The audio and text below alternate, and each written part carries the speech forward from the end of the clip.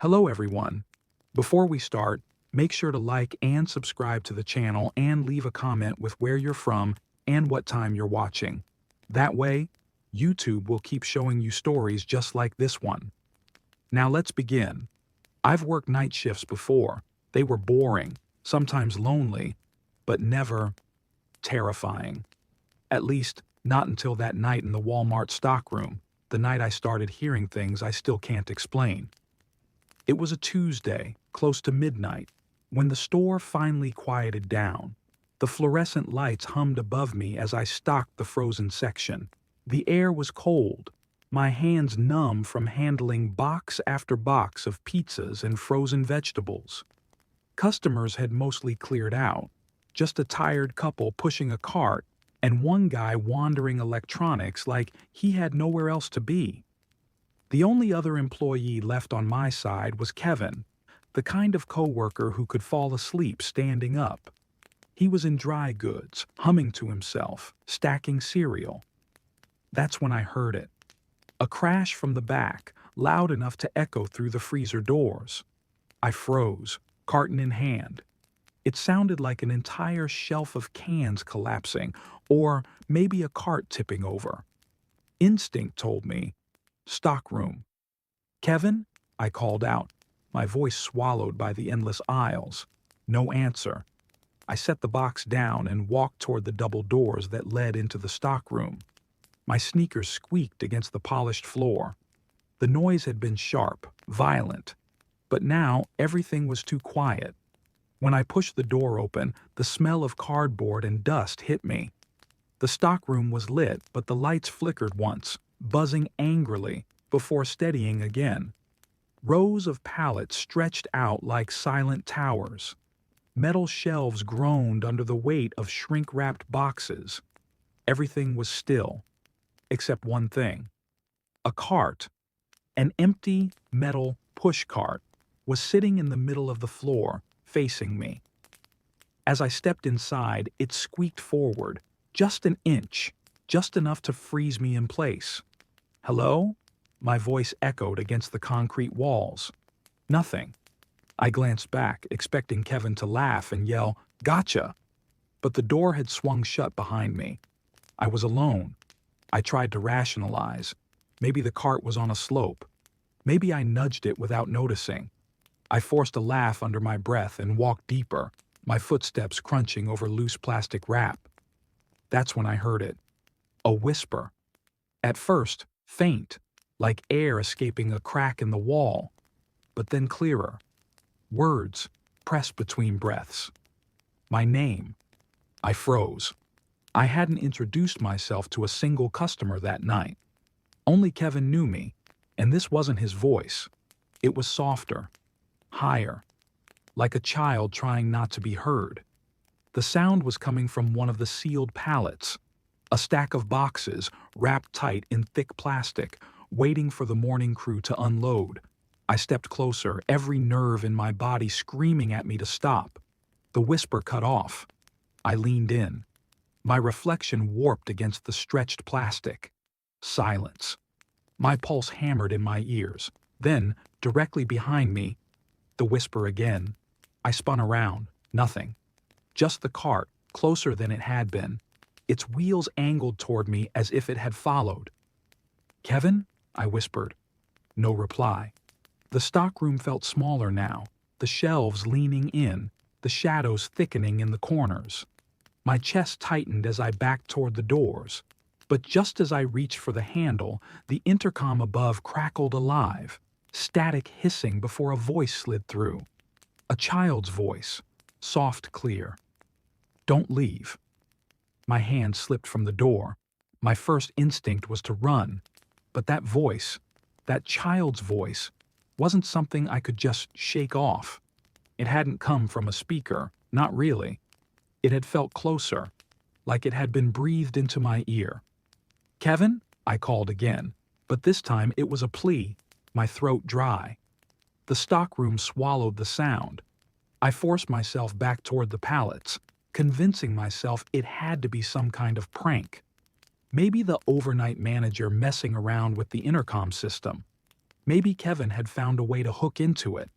Anything was better than the alternative, because the alternative meant something I didn't want to name. I reached the pallet where I had heard my name first. I touched the plastic wrap. Cold, stretching tight over cardboard boxes. I pressed my ear against it. Nothing. Just silence. Then the plastic shifted under my hand. I jerked back. The pallet was sealed, but I swear, something inside had pressed back against me. Just once. Just enough to make the wrap twitch. My chest tightened. My legs screamed to run, but I couldn't turn away. I walked backwards slowly, eyes locked on the pallet. That's when I heard wheels. Squeak. Squeak. The cart again, rolling forward on its own, straight down the aisle toward me. My breath caught. No, I muttered, shaking my head like it would undo what I was seeing. No? No? No? I stumbled back into the open floor, scanning every corner for Kevin, for anyone. My radio was clipped to my belt. I yanked it up, thumb slamming the button. Kevin, where the hell are you? My voice cracked. Only static replied. And then, over the static, the whisper. So close. Too close. Behind you. I turned so fast my vision blurred. No one. Just rows of pallets, the air buzzing with the hum of fluorescent lights. But I wasn't alone. I knew it. I bolted for the door, slammed my shoulder against it. It didn't budge. Panic surged through me. I yanked the handle again and again until my palm stung. Then, another crash. Not behind me this time. To my left. I turned. One of the metal shelves had tipped, boxes spilling out across the floor like they'd been shoved. And there, standing at the end of the aisle, was a figure. Small, thin, a child. No vest, no uniform. Just a faded hoodie, the hood up, face lost in shadow. Hello? My voice was barely a breath. The figure tilted its head. Not forward, not backward, just sideways. Too far sideways, like a bird trying to understand a sound it had never heard. Then it was gone. One blink, and the aisle was empty. I staggered forward, my hands shaking so hard I could barely hold the radio. I wanted to scream, but the air was thick, pressing into my lungs. From somewhere deep in the stockroom came laughter. Not a child's giggle. Not playful. High-pitched, sharp, breaking into static like the sound system itself was mocking me. I snapped. I ran, down the aisle, past the pallets, ignoring the squeak of the cart that now followed faster than before. My chest heaved as I tore through the maze of shelves. Finally, the exit door came into view.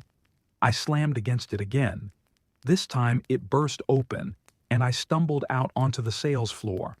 Bright lights, empty aisles. I spun around. The stockroom doors swung gently, whispering against their hinges. Silent now. Kevin was standing by register 3, staring at me. Dude, where the hell were you? His face was pale, like he'd seen something too. What do you mean? I panted, trying to steady my breathing. He shook his head. I heard you calling me on the radio. You kept saying, help me, it's behind me. But when I answered, you didn't reply. You just laughed. My blood went cold. I didn't laugh. Kevin stared at me, dead serious. Yeah, you did. We finished the shift in silence, neither of us daring to step back into the stockroom. The next morning, I went straight to the manager, demanded to see the camera footage. She frowned but pulled it up. The feed from inside the stockroom showed me walking in. It showed me stopping in front of the pallet. But after that, it showed me talking to no one, laughing. And then, the cart rolled forward on its own. The footage cut to static. They told me the system glitched, that the carts sometimes move if the floor isn't level, that sound carries weirdly in those back rooms. They told me everything except what I needed to hear, that I wasn't crazy. That night, I quit. But sometimes, when I close my eyes, I hear it again, that whisper pressed against my ear, behind you. And I know, whatever is in that stockroom never left. Most people think Walmart is at its worst during the day. The crowds, the noise, the kids crying in toy aisles. But for me, the strangest hours have always been late at night. There's a hollowness to a half-empty store after 11 p.m. that you can't explain until you've worked it yourself. The air feels thicker. The aisles seem longer. Every sound carries too far, like the building itself wants to remind you that you're small inside it. That night, I clocked in for another graveyard shift. It was just after 10:30, and the parking lot was nearly deserted. Only a few scattered cars under buzzing yellow lights. The sliding doors breathed open, and a draft of cold air brushed across my chest. That's when I saw him. An old man in a faded blue Walmart vest. He stood just inside the vestibule, hands clasped politely in front of him, posture stiff, as if he'd been standing in the same place for hours. His face was creased, jaw sagging a little, but his smile was fixed, polite in a way that made my own cheeks tense. "Evenin'," he said. The word was cracked, like a voice pulled from a dry throat. I gave him the automatic nod that all employees give customers and co-workers alike. "Evening," I replied, walking past without really thinking. I'd seen plenty of greeters before, mostly older folks who worked a few hours a week. They were always cheerful, harmless. This guy seemed no different. The store inside was the usual ghost of itself. Half the lights dimmed, the air heavy with that faint smell of wax and cardboard. A mother pushed a sleepy child in a cart. A man wandered electronics like he was killing time. Otherwise, it was quiet. As I walked deeper, I glanced back over my shoulder. The old man hadn't moved. He was still standing at the doors, smile frozen, eyes pale and glassy in the fluorescent light. I shook it off and went about my shift. Socks, pajamas, seasonal aisles. Just another long night. About an hour later, my manager Carla came by with her usual clipboard and weary face. She asked me to push some overstock, then she glanced toward the front. "Who's that at the doors?" she asked suddenly. "The greeter," I said, confused by the tone in her voice. Carla frowned. "We cut that position months ago. Nobody's assigned to greet anymore." I laughed nervously. "Well, somebody's there." Blue vest. Name tag said Lyle. "I think—" Her face drained of color. For the first time in months of working with her, I saw something like fear flicker behind her manager's mask. "Lyle," she repeated quietly. Then she shook her head. "No, that's not possible." "Why not?" I asked, half joking, half uncomfortable now. She stared down the aisle toward the front doors but didn't answer. Finally, she muttered, "Finish your list. And when you leave tonight, don't go through the front." Her voice was flat, final, the way someone tells you not to touch a hot stove. I laughed it off in the moment, but something about the way she walked away, faster than usual, shoulders tight, left a chill that stuck with me for the rest of the night. Later, when I went to take the trash toward the compactor, I caught sight of him again. Lyle's same blue vest, same folded hands, same stiff smile. The automatic doors opened and closed, though nobody entered. Cold air rolled in, brushing my ankles. He looked at me then. Really looked. And in that instant I realized something I shouldn't have. He hadn't blinked once since I first walked in. I told myself to use the side exit. Carla's warning rattled around in my head, the way advice from someone older sometimes does when you can tell they're not joking. But the longer the night went, the more the thought gnawed at me. If there was nobody assigned as greeter, then who the hell had I seen? By 3 a.m, the store was nearly dead.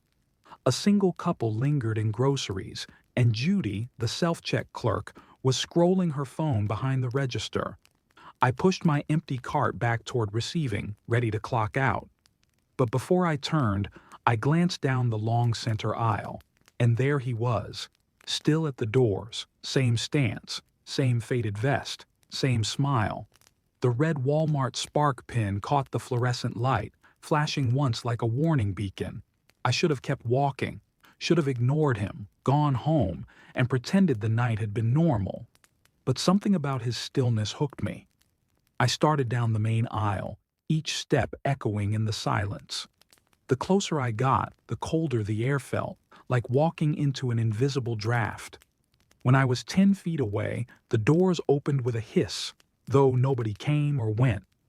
The cold outside air slid around my legs. The papers in the flyer stand fluttered like weak bird wings. "Evenin'," he said again, voice steady, word for word exactly as before. I swallowed. "Evening, Lyle." The name slipped out before I realized what I'd said. His smile deepened almost imperceptibly, as if the sound of it mattered more than anything else. "You keepin' warm?" he asked. Same cadence, same tone. My throat tightened. "Tryin'." The door shut again. I watched his chest for a rise, a fall. Nothing. Not even the faintest movement of breath.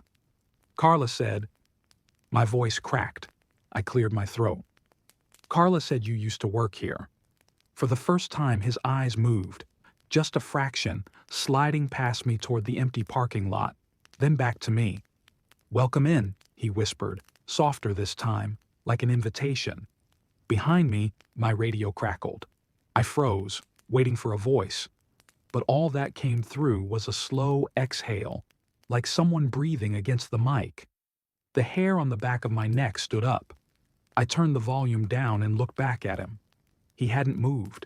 He just stared, unblinking, smile welded in place. "What do you want?" I whispered. His lips twitched once, just enough to form the faintest shape of words. "Keep warm."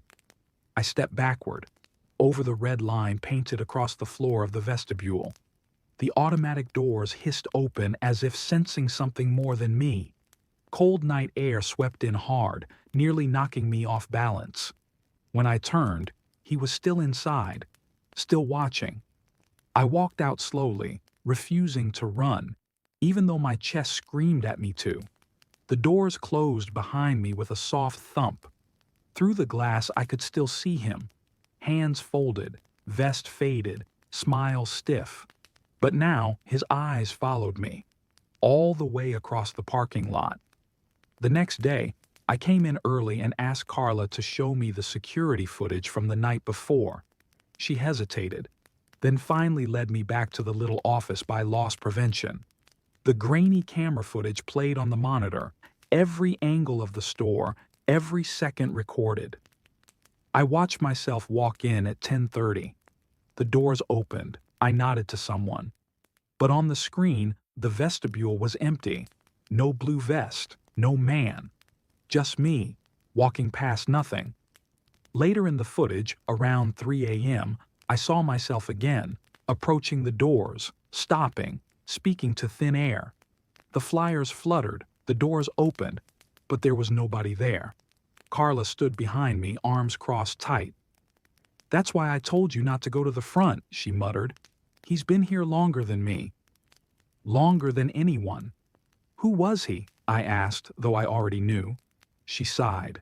"Lyle, greeter. 10 years ago, heart attack right at those doors. Died before EMS could even get him out. They took down the memorial after corporate complained, but he never really left."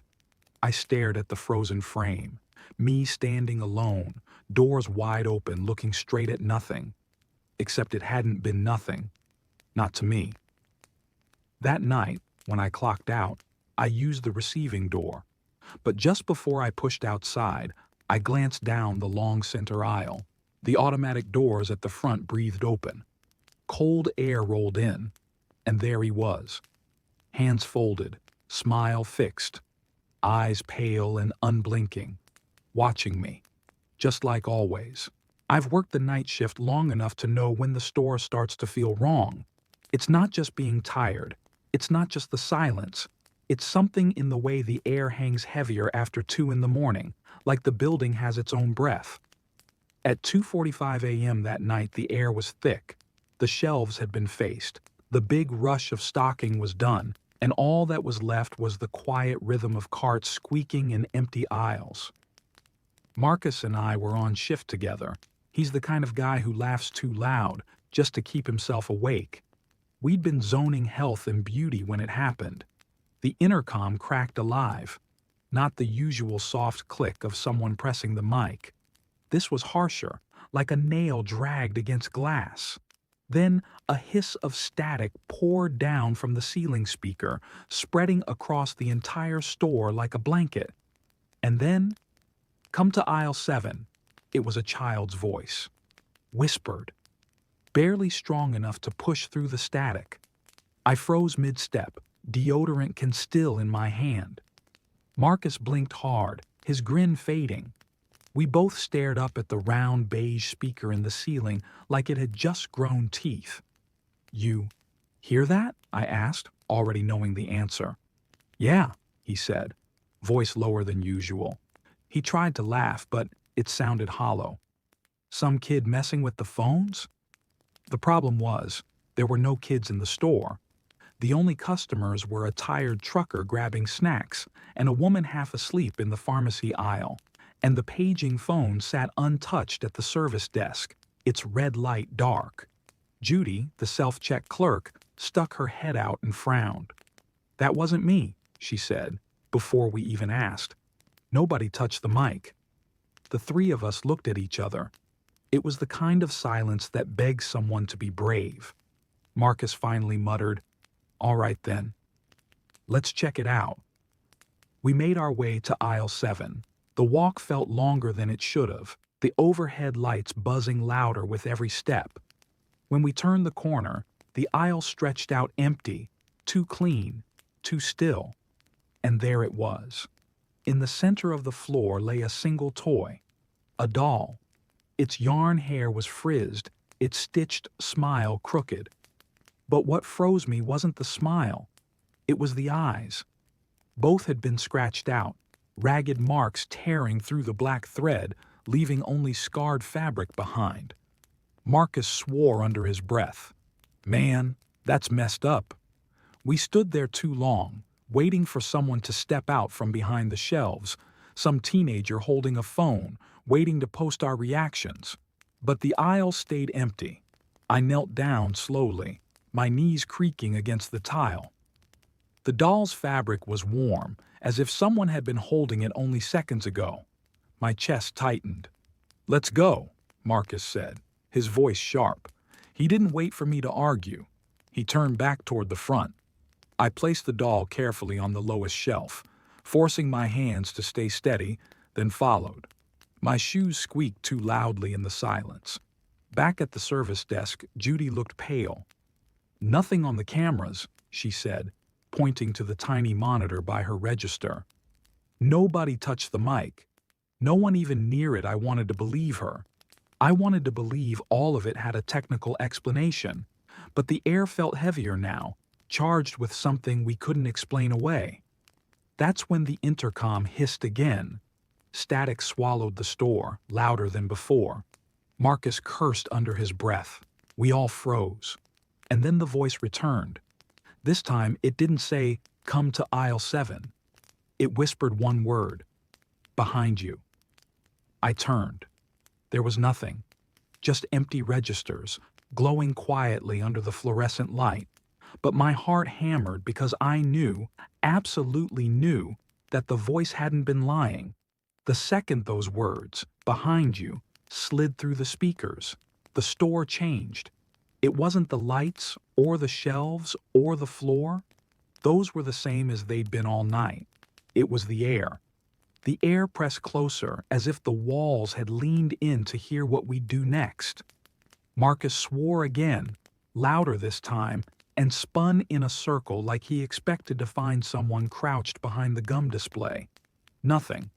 Just the same stillness, stretching all the way to the front doors. Judy's voice shook. "I'm calling Carla." She reached for the store phone. "Wait," I said, even though I didn't know why. Maybe I wanted to prove it wasn't real.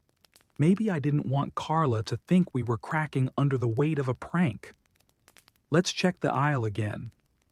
One more time, Marcus glared at me like I'd just suggested we crawl into a grave, but he nodded. Because that's what you do on night shift. You back each other up, even if it's stupid. We headed back toward aisle 7. This time, every squeak of our cartwheels sounded too loud. The shelves loomed taller. The buzzing lights overhead felt heavier, like they could snap at any moment.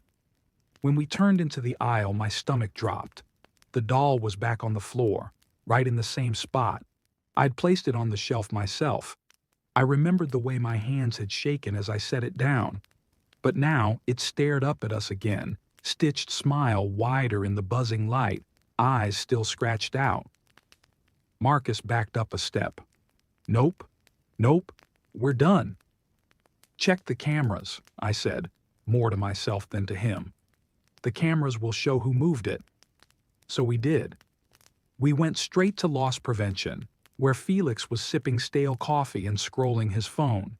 He grumbled but pulled up the feeds. And there I was, on the monitor, clear as day, picking up the doll, placing it carefully on the shelf, then walking away. For 5 minutes the aisle sat empty, no movement, no shadows, no one stepping into frame. Then, the doll simply wasn't on the shelf anymore. 1 second it was there, the next frame gone. And there it was, lying in the middle of the aisle again. Felix rewound, played it frame by frame. Same thing. A skip in time, then the doll back on the ground. He set his coffee down hard enough to slosh. That's not possible, Marcus laughed, but it was broken, too sharp. So what? We've got haunted toys now? Great. I couldn't take my eyes off the monitor. The frozen image of that doll on the tile. The space behind it yawning too wide.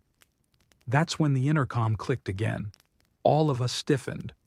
The voice whispered, softer now, like it was right against the mic. It hurts. My mouth went dry. What hurts? I whispered to the monitor, though my voice barely worked. Silence. Then, clear as glass. Come back.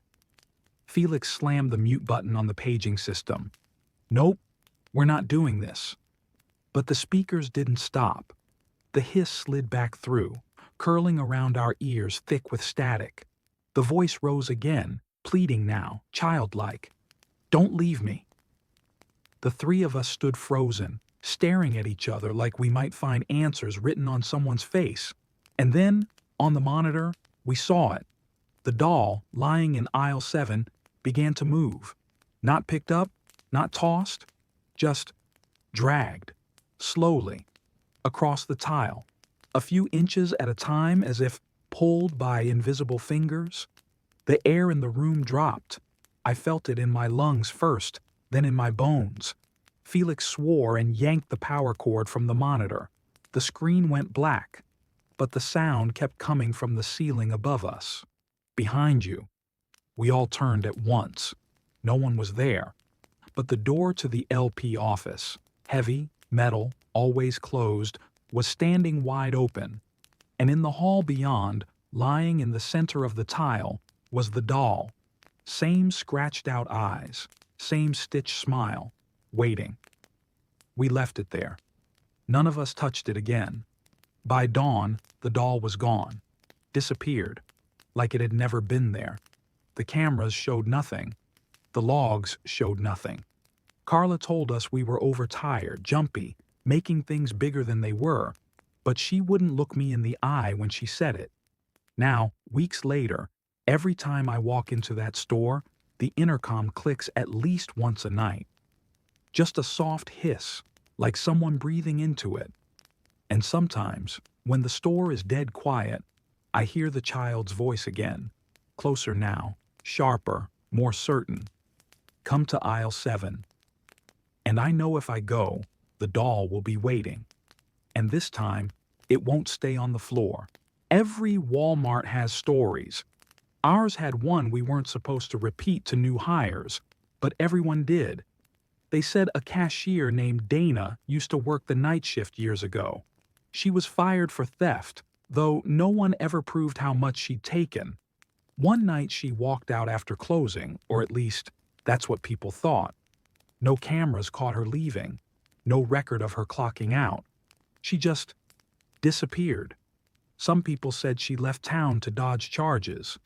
Others whispered she never made it home. The rumor that always stuck with me, though, was the one that said she never left the store at all. I didn't believe it, until the night the register woke up on its own. It was a Tuesday, nearly 3 a.m. The store was dead quiet, just me, Marcus in the back breaking down pallets, and Judy watching self-check. The registers sat in a neat row, all glowing green idle screens like empty eyes staring across the sales floor. I was zoning candy near the front when I heard it. Beep. One single sharp scanner beep from Register 5. I turned. The screen lit bright blue, as if someone had just scanned an item. But there was no one there. The conveyor belt sat empty. The scanner's red light flickered once, then steadied. Another beep, then another. I walked slowly toward the register, every step echoing too loud. The scanner was firing at nothing, empty air. I glanced down the aisle. Judy wasn't looking. Marcus was nowhere in sight. Then the printer kicked on. Receipts spilled out in a long white stream, printing nothing but blank paper. The rolls spun, squealing, until 3 feet of nothingness lay crumpled on the floor. My chest tightened. The drawer shot open with a slam, coins rattling like a gunshot in the empty store. I froze. The monitor above the register flickered, glitching between the idle screen and black static. Then for half a second, I saw it. A reflection. Not mine. A face, pale and blurred, with long dark hair hanging forward covering the features. It stared from the monitor glass, motionless, as if standing right where I stood. The screen glitched again, static, then black.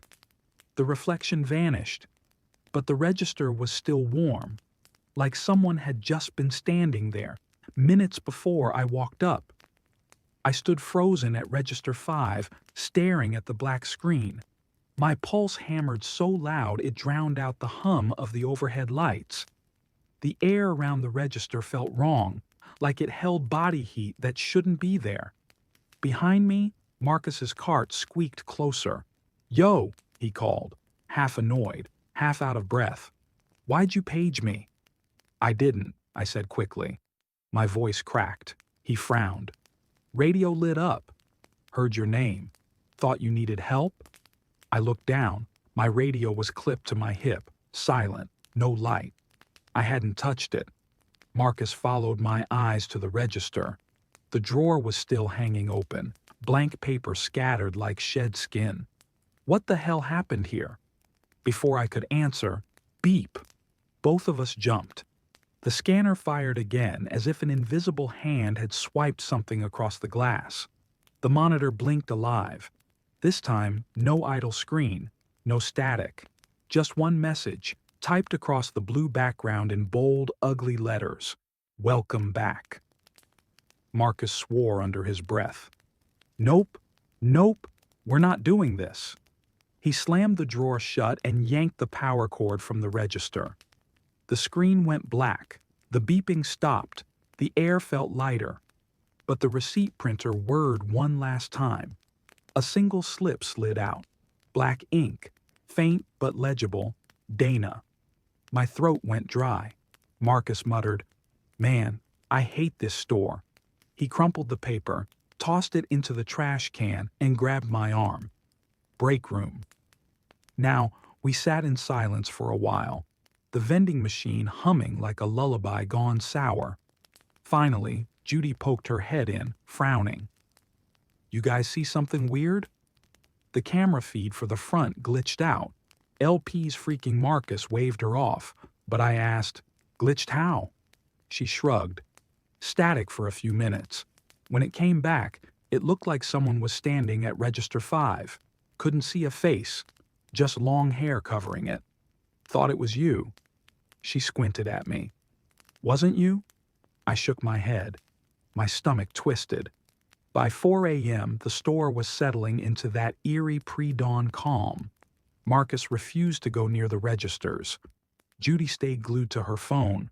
I tried to convince myself it was stress, fatigue, imagination, but as I grabbed my jacket at the end of shift, I glanced toward the front one last time.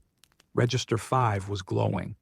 Blue screen, drawer shut, printer still, and in the monitor's reflection, just for a moment, I saw her again.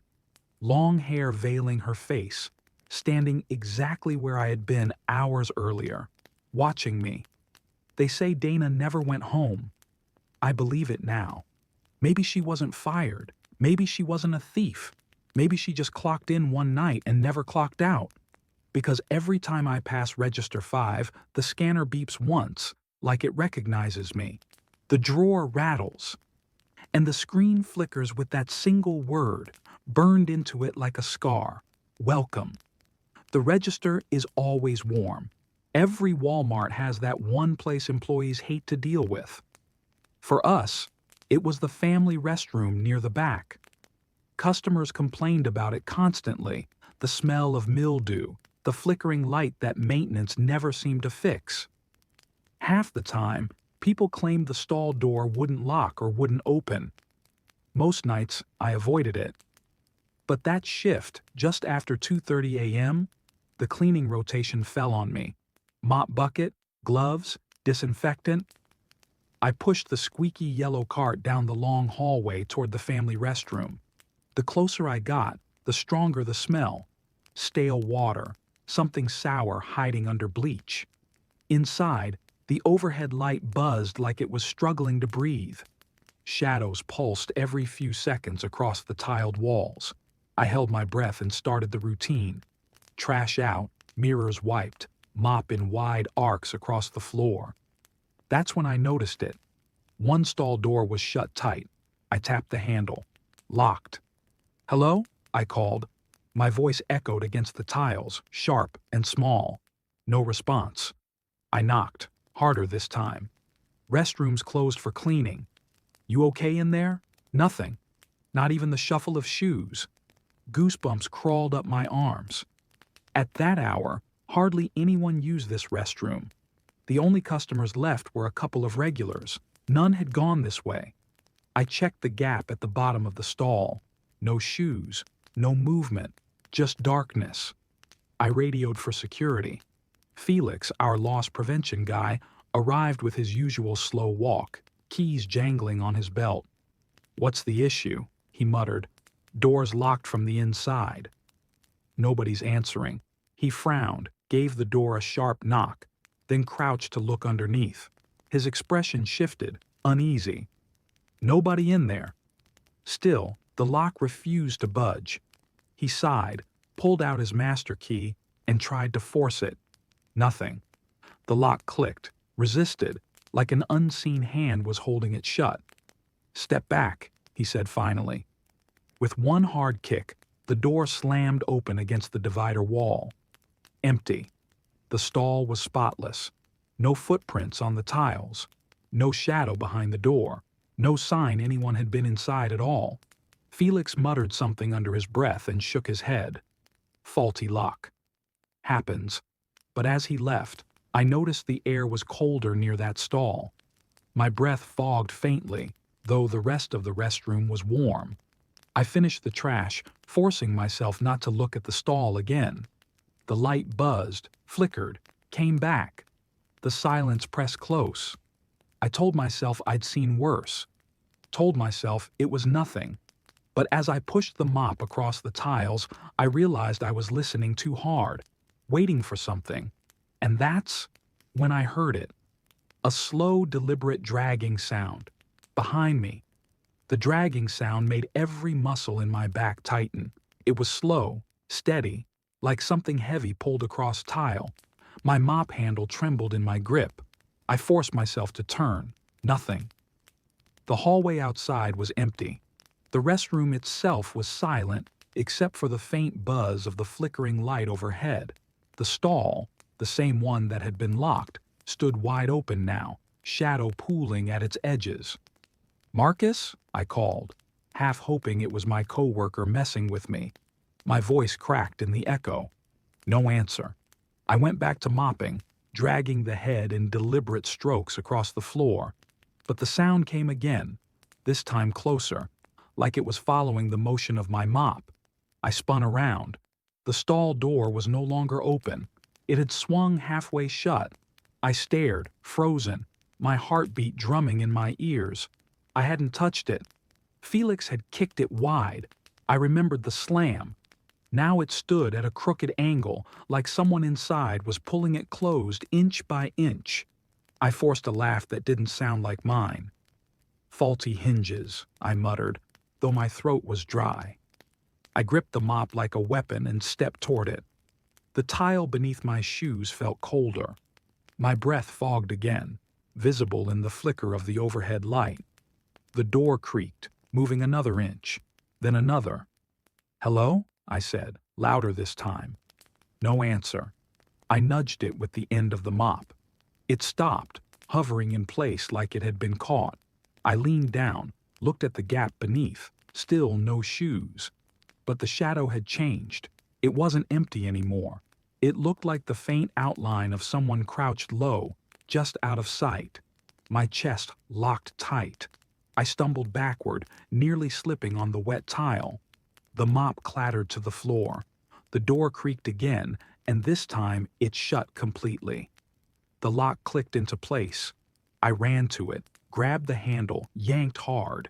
It didn't move. "Who's in there?" I demanded, though my voice shook. Then from inside came a sound that froze me where I stood.